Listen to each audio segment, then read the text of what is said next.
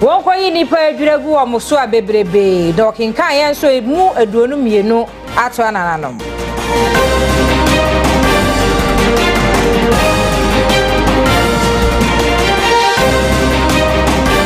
Some no ebi kan we ho Facebook ni so enwumre ayabe kan ye ho yesra wo ba ye page no like my comment pia share man nkonelim bidin ya de da che hema adwa asanto amene mestre ayekupiesie kwame asante ye hye sem na se emfiri omampani aso ye Ghana mampani ra John Dramani Mahama ene awie ya watwepen ede ato pepa so ama ene enhyehyɛ ya na ewo ho ya na kyese eno eye act 2025 no wahwe eyi ni nyina ede afiri ho na we no eye enhyehyɛ ya abandada no eye ye ewo mfishampi mienu ni aduonu ba kumu a eka ho bie ma na enema bi a obeto ewo mamu no yedo amu chichimu ba kwa ye 1% etoso se eye covid levy efiri bra covid-19 eba ye na eno ena aka ho bie ma bosomi a etwamu no wokwa Ghana emrahye bedwafi a wonom etumi agitu mo prekope se yenyi saa enhyehyeye emfiri ho eno nti na akoka se omampani John Dramani Mahama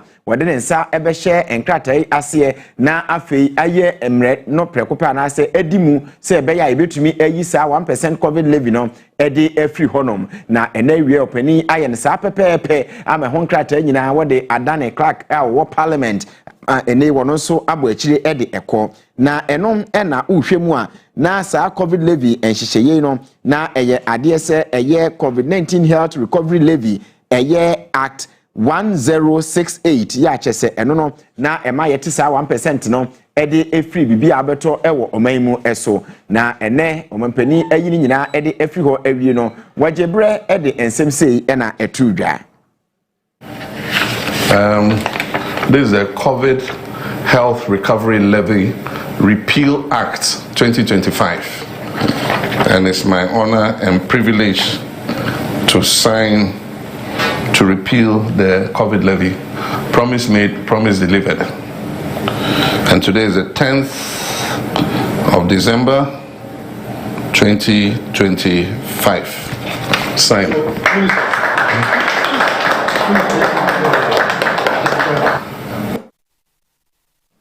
Mampani John Dramani Mahama say anu nyina etiemu e kan sem gu na som say special prosecutor in office ebeya wontom na face opani kise jaben wo mu hu bra bi a wo bonti wo mu entabri ni mfiri ni dwumadie so no wo kire se asemamu kan nyina ewura na som nemom okotu anamo bi etisa na yese se bi obanyem na ne mra so no wakwa wo so ne ba ne sa ahode ewom no eyekuma bi.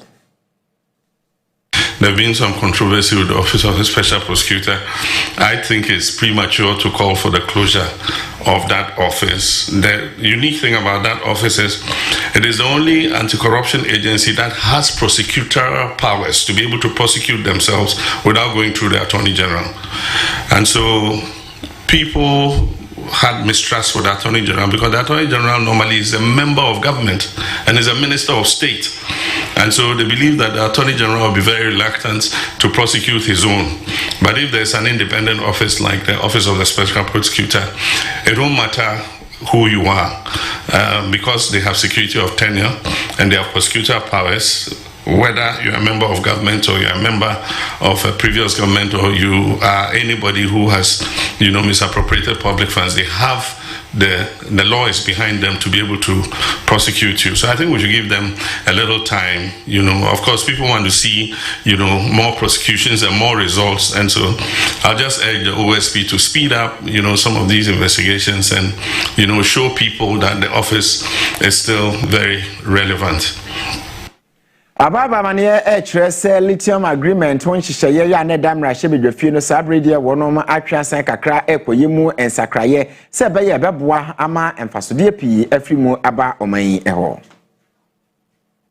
Echa wo hwensa asini mu adodode ho nsam so owura Yusuf Suleiman aditudwa ekyerese wonom atwenkrata asem yi asan akona chibie mu a na ne nyina ne se wonom esan akodi hu nkitawodie foforo se beye a ebeboa oman. The reason for the withdrawal of this agreement is to enable the Ministry of Lands and Natural Resources to undertake further consultations with very relevant stakeholders prior to representing it to this very important House. ne nyina mu no MPP mrahye bedwani ogina mu de ma de hya wono mo okan kwe central batom pesua no so owura Patrick Boama enso ebo aban na chi kire se enei enema nyina ntoto na kwemfa nkrata asemi ho na wode ebeto mrahye bedwafie na afi so kra wasan atwe ede asen. You didn't consult anybody. You came here and we told you that you brought a wrong agreement that was not in the best interest of Ghana. And you said you had the numbers. So you pass it. We had our say. And you wanted your way. And you are back here to withdraw. Wei enam so ama owura Mahama ayarega ya odadom dodo na no wo mrahye bedwafie de atudwa kire twe omwatwen sankrata asemu asen akona chi nyina ne se wonom ekosi hu nkonwa na wahwe se de be ya emfasode oman no benya edi afrimu no ebedo so ache de na ewo enkrata dada no eso no. We are withdrawing this agreement because there is a proposal coming back to this house for us to review generally the royalties for our natural resources. For instance, as we speak, gold prices have soared, they are very high, but we are still collecting very low rates of royalties. So the proposal is to change and structure our entire royalties regime to be pegged to world market prices of the minerals.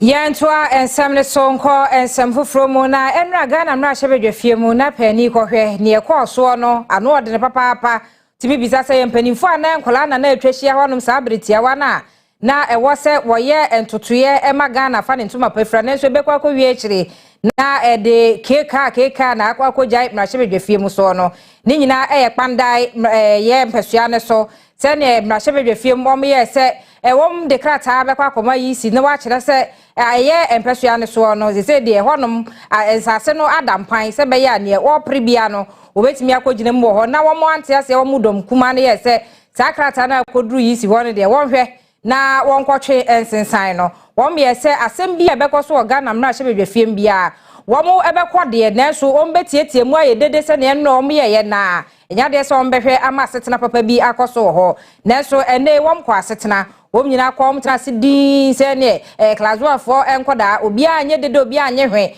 na abrant na se no ekwa awieye no na ye ne centrofo ne mrahebedwafo a epiemu ewo ho bi edidi nkomo na afen so kra no udru Ghana mrahebedwafie mu a edom kuma no danu ni na bedi ekire woje bre ekire nsemu kire se na setena no se ekoso ne ehu se ayebokwa na edam sai ya.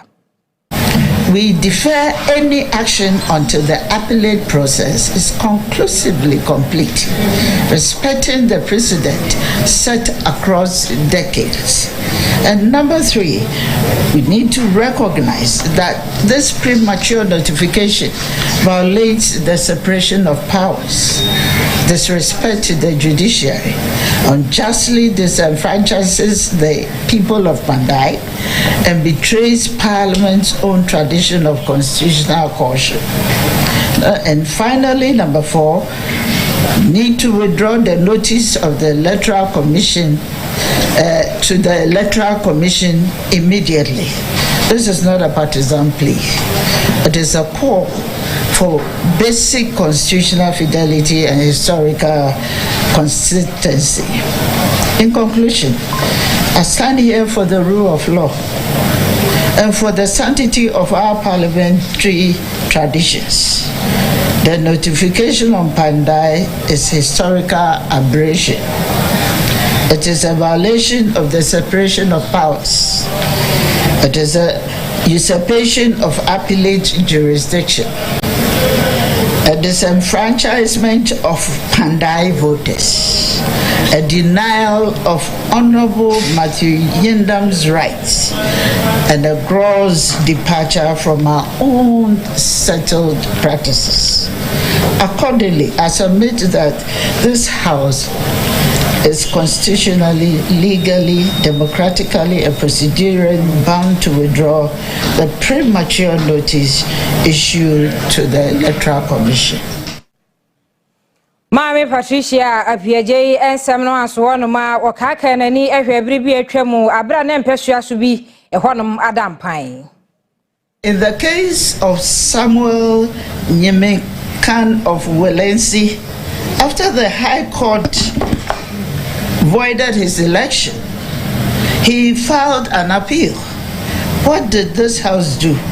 It continued to recognize him as a sitting MP throughout the entire appeal process. The seat was only declared vacant after the Court of Appeal delivered its final judgment. In the case of Eric Amwating of Nkranza South, detained abroad on serious charges, this House resisted calls to declare his seat vacant while his legal status was unresolved. Vacancy occurred only upon his own properly executed resignation. In the case of Danabodapi of Keta, convicted and sentenced to 10 years imprisonment, this House did not treat the conviction as an automatic trigger. When circumstances allowed, when he was granted a presidential pardon, he returned to this chamber on 10th of June 2008 and was permitted to sit and perform duties as MP. His tenure ended with the dissolution of Parliament. In the case of Adamu Dramani Sakande of Boko Central, the honorable member continued to serve in Parliament for years while the courts determined civil challenges to his eligibility.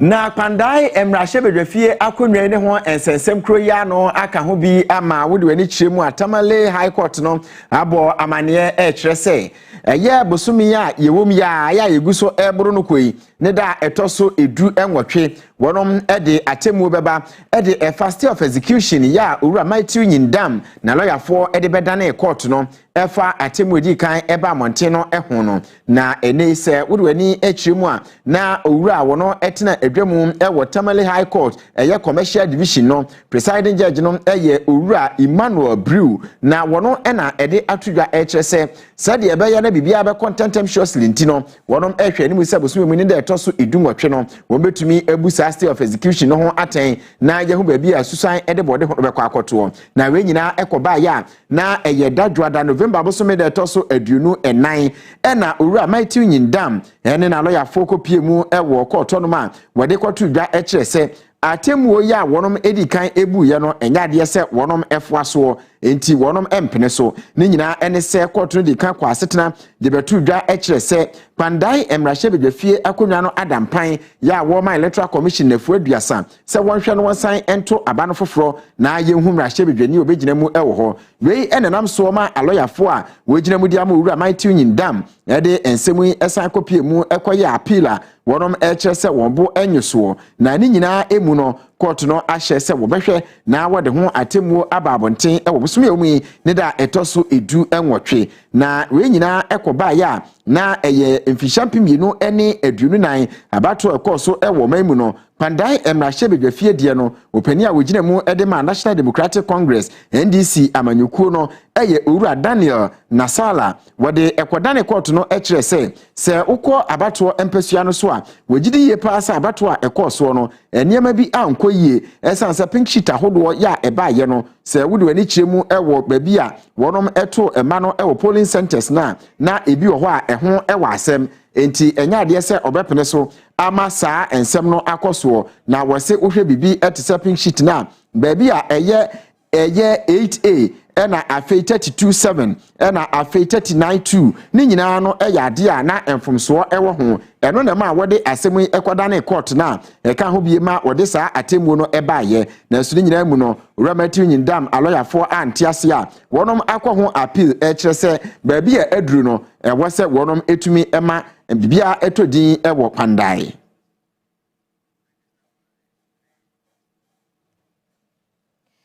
Yanso ansem ne so enko ensem foforo mu na osoafo a ohwe ahyen dwumadi so se na ansen ensem bi ebeda nanim se obi akọ adwuma na se wokọ ba bi na wope ehyen eri akọ ne fie no wobra ho a sa na oniku adufie eto da bi kura ahyenkafo no ebu ani kwan se oje unyina abo nse no wahyase eje decent wo se ne basis nwotwe miaya hodo eno eye nan eno yakwantempo ahodo no edi akwaniaba ewo ho. Going to employ some buses commencing from today, 10th December, and we will ensure that those buses are available at the peak hours to support our commuters who have closed from work to get home safely. And the Ministry of Transport is doing this in collaboration with the Intercity STC. Some of their long route vehicles return at good times and their schedules are for the next day. We are ensuring that we mop up all those vehicles and ensure that they are on our routes. So for now, we have identified 4 major corridors that we are going to deploy a minimum of 8 buses to each of the corridors. We are working to ensure that we increase the number of buses such that we'll be able to pick all our commuters home safely. And those corridors are the Accra, Medina, Adenta corridor. They will have a minimum of 8 buses starting from today at 4:30 p.m. to 8:30. That will be the operational period. We also have Accra, Achimota, Amasamai. They will also have a minimum of 8 buses that will also start operations today from 4:30 to 8:30 in the evenings. We also have Accra, Malam, Kaswa routes that will also have a minimum of 8 buses that will also start operations at peak hours from 4:30 to 8:30 p.m. And the last route we have identified is the Accra Tama Beach route that leads to Tama. It will also have a minimum of 8 buses that will also operate between the hours of 4:30 to 8:30. This is an interim or emergency deployment of buses to help salvage the situation.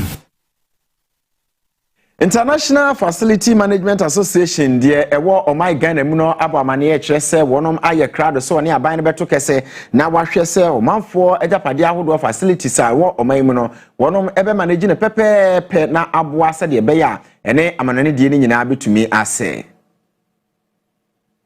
One kasa yemu wajumedi no asiye and a Deputy Minister Emma Works Housing and Water Resources Gazella Tete Abutui Editu Ja Etrese F Madrimpo and se Obeshamu Kinani Mahodo away now feel when ya buy back boom but then she be go up no so amason for so Enya Ewo Maimu.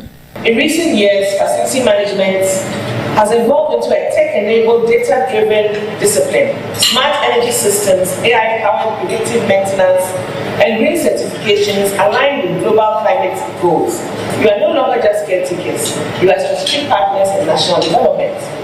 Yet your expertise remains underutilized in Ghana's built environment. Maintenance is still seen as a cost, not an investment. Too few developers consult facility managers during the design phase, a missed opportunity to embed efficiencies from day one. So you have much more advocacy. President M.I.F. Magana Ene Samson Opariajaman but Atuja Etre say nebehia pa say wana wagin tete wo sa kwan so ebetimi enya won sofa so ne aba akwanya na to amomo na wadi djuma aboa. If we look at government facilities across the nation, we have beautiful facilities built. In no year they are falling apart. Why is it so? We have found out that it's because of the absence of facilities management professionals, working in this environment. That's why we're having these challenges. So our collaboration with government is to bring government's attention to the fact that in every institution of government operating from a building, from the built environment, there must be a trained facilities manager that will ensure that the building is being managed professionally. The building is being managed according to the standards, of best practices that facilities management across the globe managed facilities. Nipa ene wenya akwenya babedom if mafofro ene Emmanuel Kofi wode atudwa etrese sa akwenya ya wenyi ebeboa no pa ama nentete ya wenya ewo sa kwan no so no etimi akwa ene mu na afo enye bi kura aka ho na awahye Kennedy mu eden na afin so no ebeboa akwenya ama no ama nyuma hodo wenya bi nso aye de ye nhwe se ebe ne se ebeboa na yakra ya dan titru your properties nya tania deterioration be form empebebre no aya na Ghana yesu se esi adan kese kama aso eni na nsa cause ye nhwe so ye nti na asanjense ye piemu ewo mpoho mensino assembly anamuntu awatu amanbo chrese wo monne anti galamsey tax force no ediehia etu anamobi afa edumbanso okoye no mo amutu fom agudie ne famra kwan so a wobutu asuo butre ho no okotu om nyina so saa so krobu ye kua wo performance no emu na etwenso a omunya butrensuo no nanso eni wa trese manfom to afomagudie galamsey foi omaje ho aboso wa bra operation course na mense chief executive di animu so fire obin omotrese ene ya dia galamsey ne ma hodo ekoso pa ha adwen ama nsu nani kra airport wa bra ne team egopim ho no no muza manfo kokobi omye galamsey aje ho aboso ama ene nsu no ayebisi basa na wo trese nsu ne krampo ne fareba no omaye adane neni ache bebi eno omuhu de sase na aya galamsey fo no ase no kra ma edu ne pempen so a eye ha adwen wa bra omokopi mo se kwaya hodo etwa ho ehia ne nyina no galamsey fo no ase ama sase no ene niema ayebisi basa ama nsu no nanka ne tibia dada ne se ne sitie no ene ntesa tibia no epio nsuo kese a eda ha etene ede ekobopun eni butre na sa butre no na nitipa no edumba so ha na eda sisi ano omomo ye galamsey no ede machines no abetu ano no pa entifiti ya nyina ede kodi nyina nsuo ni nyina asese wo hwa utum se nsuo ni nyina ayepoto nsuo a enkemia nkasa mi nsuo no mi se yesu a eso na etene sisi a so wo de eyi hwa utum se aye narrow omo atutu no moja yino ho na ede akọ ayi sisi anu nkompo wa ha nyina no wo ne mechanize yino oho no wonya nsu obe no enti etum ho se ebeye kakra no ejise ye cransu wa bra legal mine si ehu seti midi wani etwem ho no opentem de wani etwem baby quality wona echi nanso panfo edru ho ya ade anewa ne akade odidu ntuma bi eye water pumping machines watwe onsa esomu saso ena akade bi e ka ho so onsa esomu wa bra na performance chief executive ka say watwe se de odina ni aba be hu no etre manfo akokodura wanya ene wade say ensa CSA nsu a enja wona yemhwehwe wose de omoye ene som de omani eri etwe sa ha we nyina no mo de omo agi mu no mo sensase ene nsu no watimi amamra anyone edi wose kokobo enko emamanfo a ene wode won hu agi mu se wo say ensase eri kanam sensensem no wo hu se wani abrepa ene wani nsu eri wanchi so uhu se bi yes ade ni bi e wo bebe e wodi ma bomoden ma ya sonten enam se ade na oye no ho no obeyi wi a enye ekonu nkotin na ebobo na beka omani hina na esanso yeswe omo wo asase ya omode ma galamsey fo no mo de be yadwuma yensa de yensa yim asase na omode ma yera so a galamsey ne ho ensensemu na yento aso e water kwa breman e ho nso ene blue water gas for no akeka wo ho pa ama aka ho bi wonom edwani akyemu e wo ankobra ensuo no esoma ekowiase no chamfan ahodo ye egu nsuo no so a wode esensuo no eno so wonom asese bi Emfa won se na months for na tax force yatie so mo ma yentu efomagudi yetu no kwambone so no asie no mo bo mo humodini ebia na so na nya de so mutimi so bibiara epa echi na mum no enyema enye akade ahodo bi omde tu fomagudi wo kwambone no so na de mutimi ese bebre na ebia opinina wodi edom yi enyim eye Alan e champon wakasa se enye wo mo mutu fom agudie ekwambone eso no ewo aye ankobra insu kakraka no eso no wo hweye pa nene wo mo entna se ema fofo enda no wo mo ekwaye eye ade se wo mo bebo mo homodene bia ko okoden e de apam wo mo etu wo mo se e de afim patam ho nom mama ankobra na da ha yesu bia abo community bebre ba illegal man ase yesu no jama yesu no mutin fa ye hwe na ye ba ne hu se to machine for no si yesu no so omuye me no mo yesu no omuye no mo dwane to obush ni but ya extract machine na ba e de jatu eye ankobra insu ya ka ho asem ya enkuruto atwa ho ni na ahia no san hie yi na mo ni na wo mo sa edidi wo mo adwuma prepare ya ka sei ade se nsu ni tibia mu no asefim ya obi mpo entumi nsabi enom anase FND ni chuma the senti anenin blue water guards Pena wada wo mo ano wampatam honom wo so ne kra so se ne wo mo mutu fom agudie kwambana so no wo mo enhye no mo bekoso anso atu wo mo so esa wo de kotosre de akọ de ama panyufo se adaworo mo mo nhye no mo mbo wo mo akode na ne ma hodro bi a wo betumi de adi dwuma no eye pa se de be ye ne wo ko mo na fa to mo so mo beboa ma fama agudie tu ne kwambana so no ni na atumi aba awie pa de ama wo mo Nkasa ye biom no to so ese blue water guards enya de ese nei wo mo ebetwe wo mo ho afri eye wo ko mo so mo ebeko ade atia fama gudi etu no kwanbone eso o me koso aso mo sapo mo nsuo de akon opoden ama enei oba de bobere mu niam ahodro a wode adom my Ghana anya river ankobra na se ankobra nsu kakraka no eno nso ese no ni na etu atumi ehya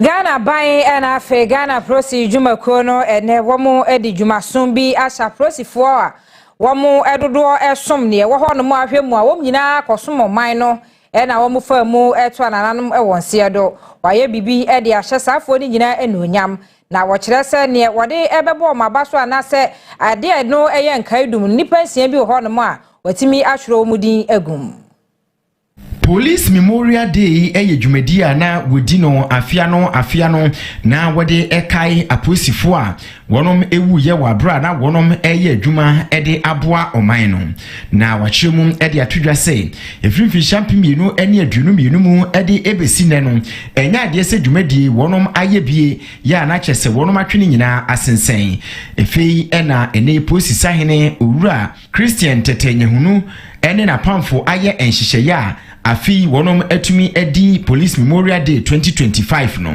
wei eka ho ema empanifo atwuturu ne ntini ene behia ya waka abusuafo a wonom ahwere wadehye ewo bra na wonom eye wadwuma se polisifo eho ma wode ye enkaye dumi ede ema won mampani John Dramani Mahama edi animu edi enhwiren ekoto ho edi ema Ghana fo nyina eno echi no polisisa hene owura Christian Tetanyehunu enso ejina polisi sadom ni nyina anem ede enhwe bi ekoto ye ede ekai se sa enipa nyina yade a na woye polisifo a wohwere won kwa wabra na wonom eye wonom adwuma eni nyina emu no enipa mako aduonu ena wonom eye sa enkaidumi ede ema wonom a na akoye arehosem ewo polisi biaya wonom eje entity ewo enkran ha Enyumeno siankase no ani guso awohwe ewo Onua TV so no Facebook so ye demo ewo ho no yesro ye page no like my comment no we pia share no amana konanim ye nyina sem we so tiawa ye basisia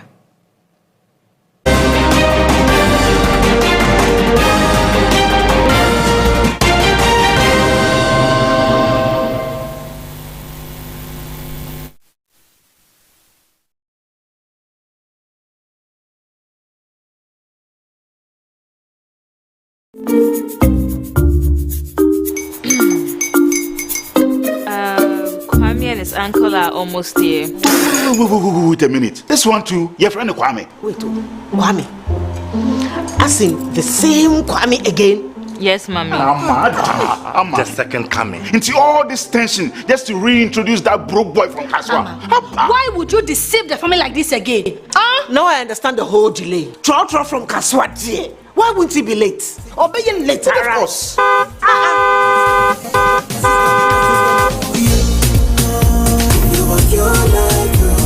Star 712 hash, star 712 hash. Yeah, you go fit the luckiest. Coffee from Georgia be luckiest. From not the block, she be luckiest. Yeah, you go fit be luckiest. No matter why you're luckiest. Everybody go fit be that luckiest. That's Kwame. Send your God apple boom.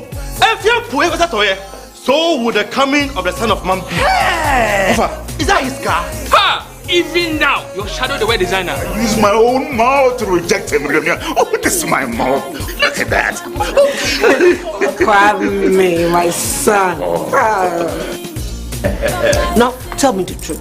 How did this all happen? Oh, mommy, simple direction. Mr. Good Luck no me way. Yeah, man. Easy car. Or dial star 712 hash. The devil is a liar. He picked his ticket and entered his lucky 5-digit number. I'm his birthday. Oh, how romantic. And he followed the prompt, yes. And then boom, confirmation test. One quick, pick 5 numbers for me, okay? I'm feeling like 7.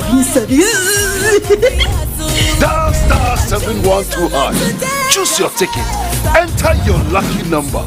Follow the prompt and let destiny handle the You see how they love you now? Yo, do you have family for my seminar? Before December, maybe release a motivational album. Fatapa, my super. This promotion is regulated by the NLA on the Caritas platform.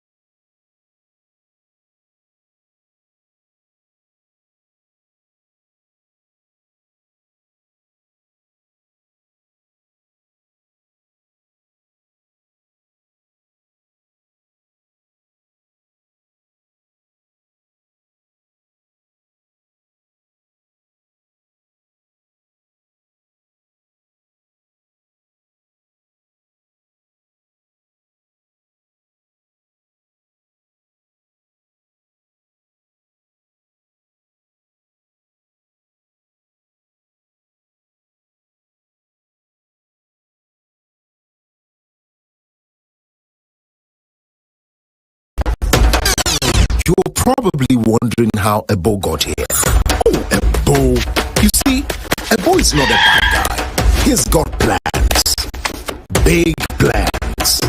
But there's just one small problem. His wallet didn't get the memo. So he decides to take a shortcut. That was a bad idea. And that's how he found himself sitting across area champion, the great Abu Kayoyo. Let's just say, not every quick fix fixes everything. But with a Stanbic loan, he gets the upgrade he needs and the freedom to actually breathe. With a Stanbic loan, the only...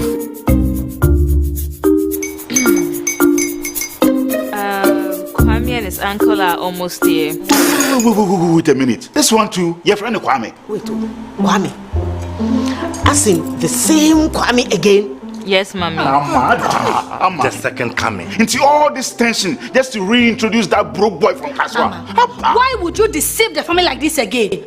Now I understand the whole delay. Troll from Kaswa. Why wouldn't he be late? Or being late, of course.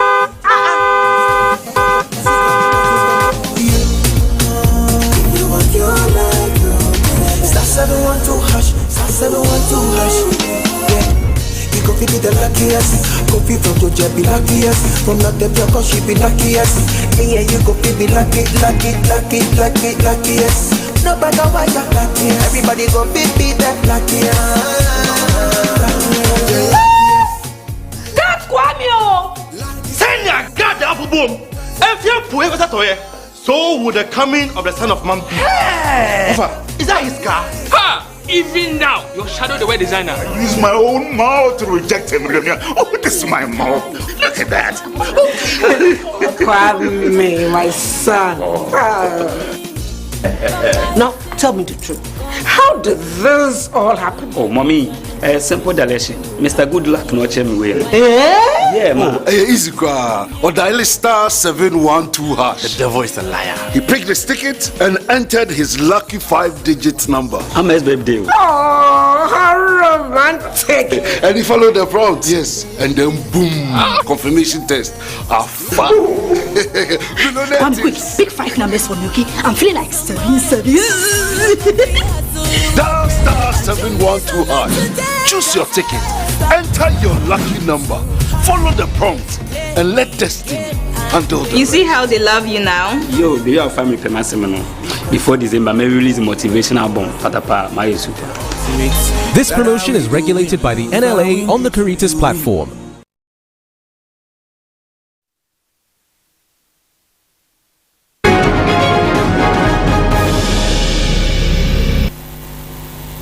Yanto aso edwedie ensemu na ene aban enkuntabufo Dr. Idrisu Alhassan enede eto efiefia hodo nyina enim se obi amone homode na wonhwe se eneyi a enuane bo abafemo no yebetumi afasa ekwanya no so na aboa se beya yebetumi esiesika nso kakra.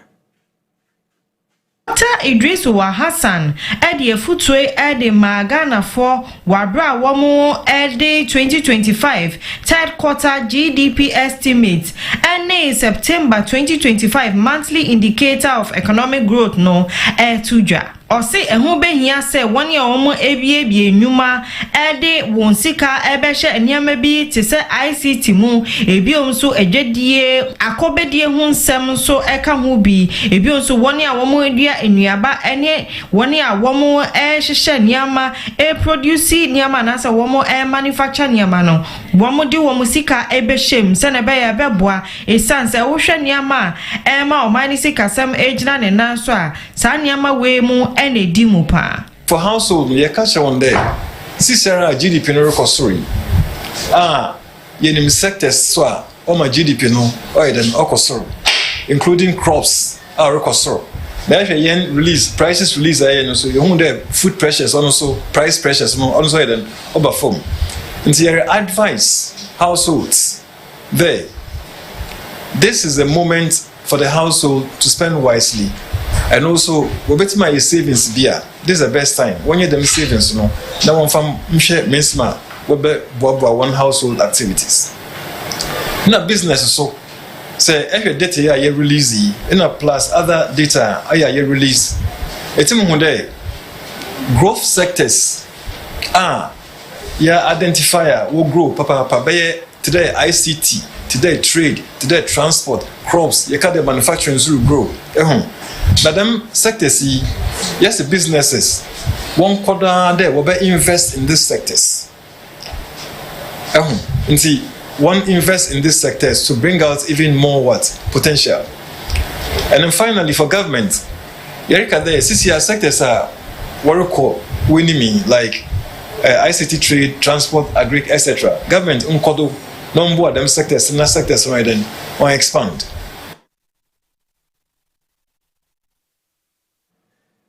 Ya jenkratoi abana Mary adepa anane entwi ya freno Mary anane entwi oba nkran beba so no wose wode adepa wode yebekọ agokansie ensemu na ene Mary yebekọ he kwame asanti yebewura me okumase sanse MTN FA kabeka se obi anya obi a aya na ye no kra ya shakotokonso kodokwadim kunim ye ntwa ye homra ye ba medide wom ebesom e wonu nsia kase boyiso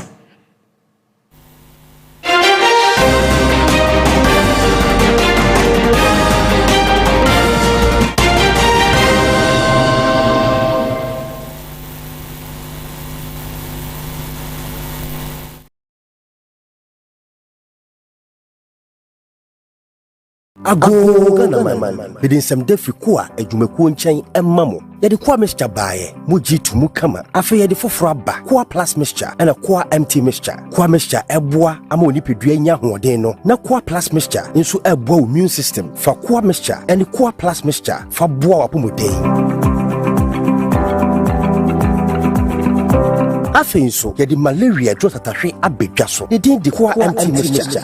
Kwa mixture, kwa plus mixture, ene kwa empty mixture enye ma pemfo. Emma omo ma akola no fo. Ene nkola omundi mfie dumienu. Hwe se why test. Ai kyerese wo malaria mo no bi ewo mogemu. Ansa na wafa kwa empty mixture. Opedudu etu a. Frɛ ko a edwumekuo no ewo 0244 726611 ana 059 165 5778. FDA agi egwedie nkrato yi enke kawa ewo ya taade mu bia ka asem ye hie mo ye ni age no se ye bembam ye ho ani enke kawa yi efribra na ye wodwaso eniyama hodo aye nsake kaaye ene mabofra no so ice cream na ennom ne nsa ho na mabrantie no so ago prema no so agodie no ai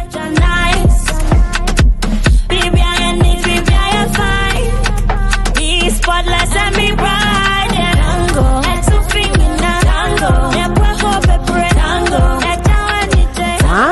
prime wash asumbo sense eyi fi keke e boy entade no ban afenso se wo de won sesi anase wo de machine na esi eye djuma nkasa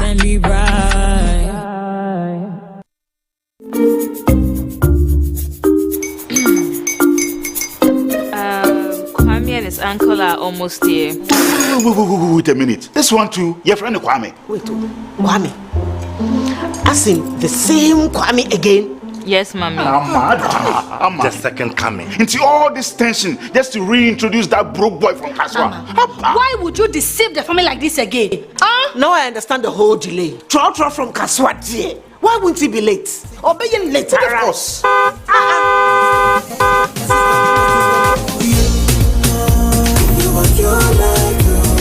Star 712 hash, star 712 hash. Yeah, you go be the luckiest. Copy from Georgia be luckiest. From not the cause she be luckiest. Yeah, you go be luckiest. No matter why you're lucky, everybody go be that luckiest.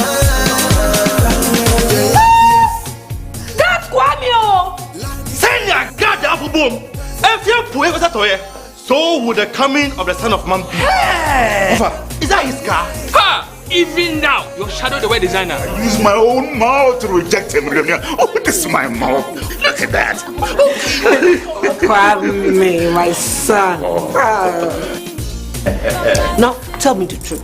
How did this all happen? Oh, mommy, simple direction. Mr. Goodluck no check me well. Yeah, mom. Easy cry. Or dial star 712 hash. The devil is a liar. He picked his ticket and entered his lucky 5-digit number. I'm his baby. Oh, how romantic. And he followed the prompt, yes. And then boom, confirmation test. One quick, pick 5 numbers for Milky. I'm feeling like 7. Star 712 hash. Choose your ticket. Enter your lucky number. Follow the prompt and let destiny handle the You see how they love you now? Yo, do you have family Promotional? Before December, may release a motivational album. Fatapa, my super. This promotion is regulated by the NLA on the Caritas platform.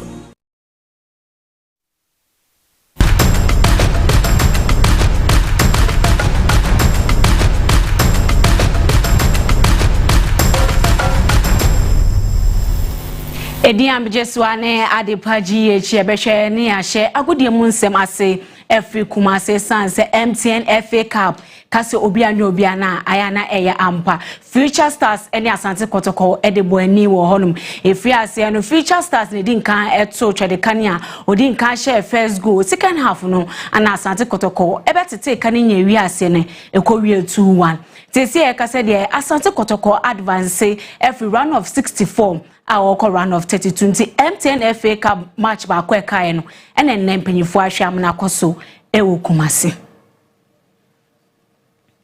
Yeberem e Ghana Premier League Onua TV aya de bia ka se adwem ho ntino ye hwe e de matches no esum efiada Adriana ne Heart of Lion e de bo ene no na Adriana player bo Asante e de ato abonte che so mbehwe se omo home matches ni nyina ombe wini see winning match because yes you any so adi hunu na say be winning matches nti see winning match a high pa nti e boy homodin say e be ye betumi bia nya follow coach plan nya follow the tactics enu mum ni ade a me hunu say be boy am yetimi winning match yes yentimi winning match especially ofie ya the say be winning me area me improve be boy team no ye me left wing as a left wing but to make a in Ekoboa attackers no at any time it means defending ti ho na me hu ni say yere me ho no ma abeboa me na bo ye de efie nsem ni besi ni eremu ewa monene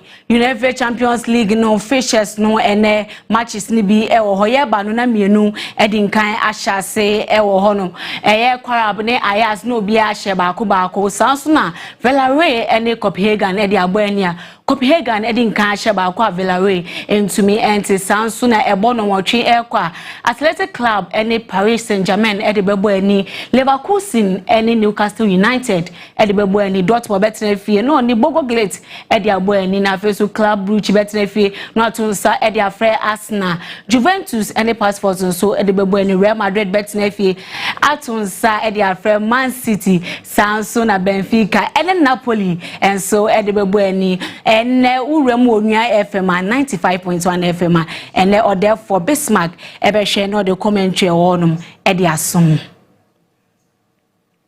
Yedasu ejina UC on sensemu de bebremo wo Javi Alonso ye head coach at the Real Madrid o chese omone Man City match no mbebo no a big opportunity at the man. Next one is the best one, so you need to face it, and not just myself. I think that the players and the fans, everyone knows because they have faced against City so many times for the last years. We are what we are expecting, but for sure it's a big challenge. But I see as an opportunity at the moment. Yenrem e Man City omo head coach Pep Guardiola ono so e de ato abonte e chese ba the Madrid team na ene Javi Alonso the style of play na e ya do onim ni yipa. Of course, I have sympathy because we were together 1 year and a half, 2 years. It was an incredible experience being with him, not just as a manager. So we share many things, families as well. So Barcelona and Madrid are the toughest opponents, the toughest clubs, I would say, to be a manager. The more difficult one for the pressure, for environment. So last season, I've done last season. I would have been sacked 6 months before end of the season. So it's a difficult place, but he knows it. He has been here. He knows the reality. It's a question of winning games. I know they have a lot of absence. I know what happened when you want to build something. Like many players are injured. It happened ourselves last season. So, but of course he's capable to do it. What require that position, being manager for Madrid. Yenwe agudie mu nsem ewo Arsenal maso ye mo head coach Mikel Arteta o chese match we ade nkunimdi ebekwa mum. Their identity and obviously the last performance that they had both in the Champions League and in domestic competition, and in the afternoon we get the news that that they have a new manager. So you have to adapt. It's not the first time that we are facing this situation. So okay, start to think about what the possibilities are. Look at his past and start to obviously focus much more in what we have to do. Have the key things that we have to do to be able to adapt in relation to what they do, especially in terms of the formation and the players that they're going to pick, and after focus in ourselves what we have to do to be better than them to win. And when say bono watch obe join the Bismarck kwaku sapon e Onua 95.1 FM na on for live commentary and some aha and brebe ma me kwan na media agudi mu nsem esi edi ambeje so ane adepa GH me ko no hima champoma e de matu aso.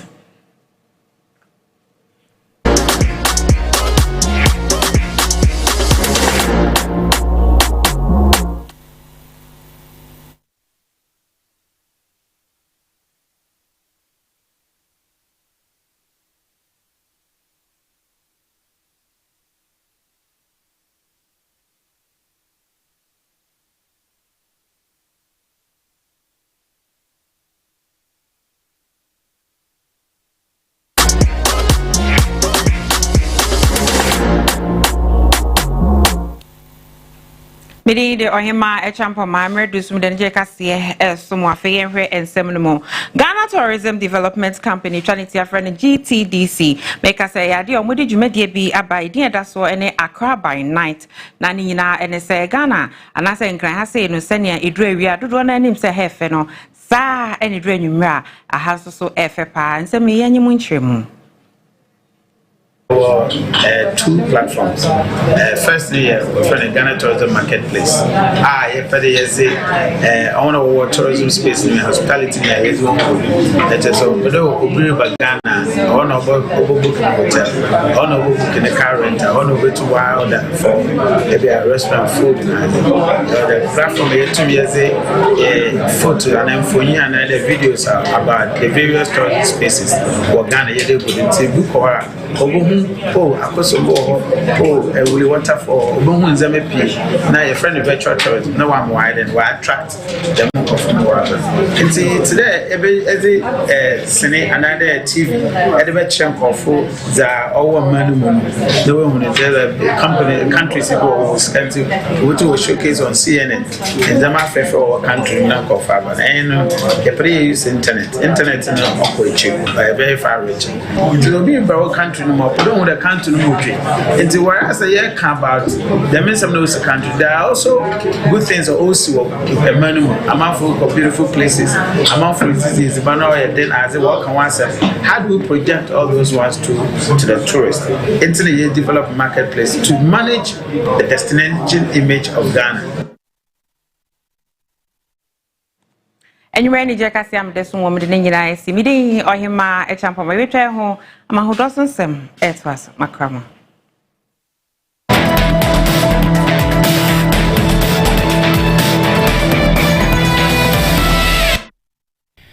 Abrosan mienu ya yesini nyina etwa so enan ene ne mienu nyina adwiri agu e Morocco man mu ama enipa adwunu mienu 22 ena ahwe won kwa woni a eprepra yesi edu ensia ekopie mu e wo sampotem ho no a yesi eha ye frɛ ha aw Masaria Sabeb ya e Morocco man mu e kamera ko ese eye bia foforo ya afi no wo kyekere nenso sa abrosan mienu a adwiri agu no yesi eye dandada ya esi ho no mu ache enu tete bia na ewu mu no na nyete bia papa kra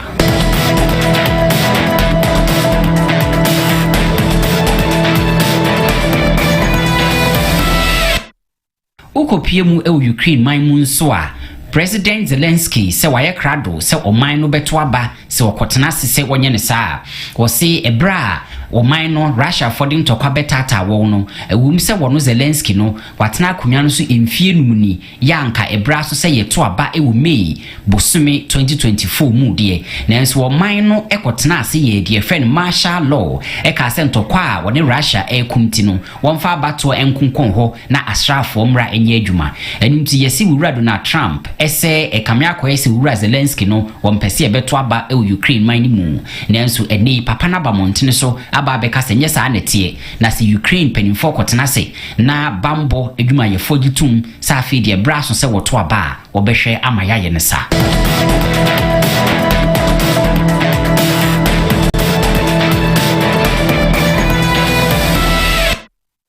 Ebusia da se do hweba kontem na money atna wokan ho Facebook ni so ayese anwumre Yami inshira pasa da na da ya abeka ye ho like your page ni my comment epia share no man ko na nim me patcho surprise salon da so ye adwuma na ye ra Christmas mu yesre wada ye otiri hu ye asem ni sa kwa ame obi aboniti wuso be boso mi nani asiam pampa Oni made a ema Central Market Kumasi Meja Hofan de bi me fa ho buru mfie nsia adentia da me kofa anim ho na media afena bi achi de fa me hwinim na nipa abo apesu na wi bona de efiri mu ba no efiri wo me mfa ho bi ni chese obi body ti a kamesi wo ensia ase police station honom na nka mawurewure mu aduma akofa promise for no na me o ma wusintem chese me say Central Market me fa ho bu mfie nsia o se kura me si ho ameyira na chese e ma na bi shom ho bone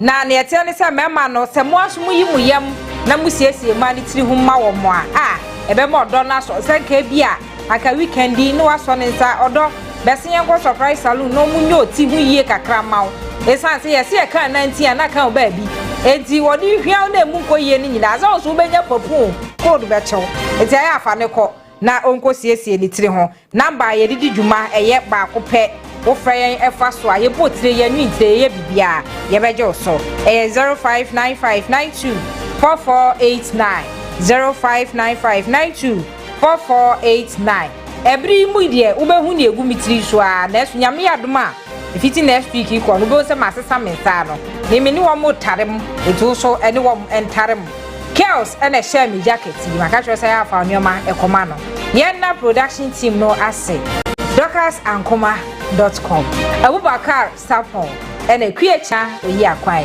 yeda mo ase papa Uncle Sam ene Mr Kuma ehyeche ho ena can promise eja camera nechi quantify moyade bidin ngede dache hima ajwa asanso amene mese ayipiesie Kwame Asante Bekasiebo abofo maso yasin eye fatala kowa mixture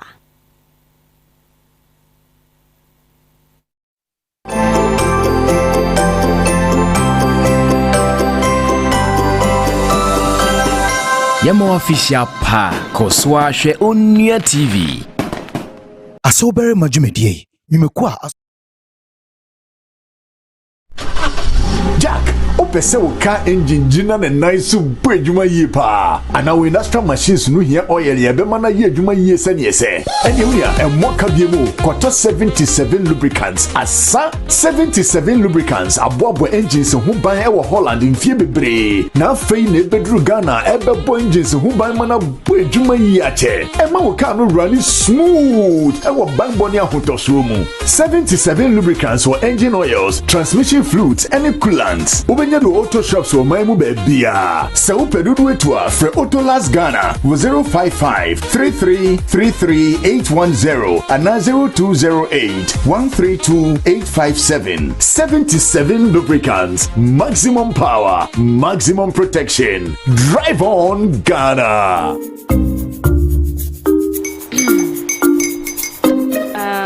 Kwame and his uncle are almost here. Wait a minute. This one too, your friend Kwame. Wait, Kwame. As in the same Kwame again? Yes, mommy. I'm mad. The second coming. Into all this tension, just to reintroduce that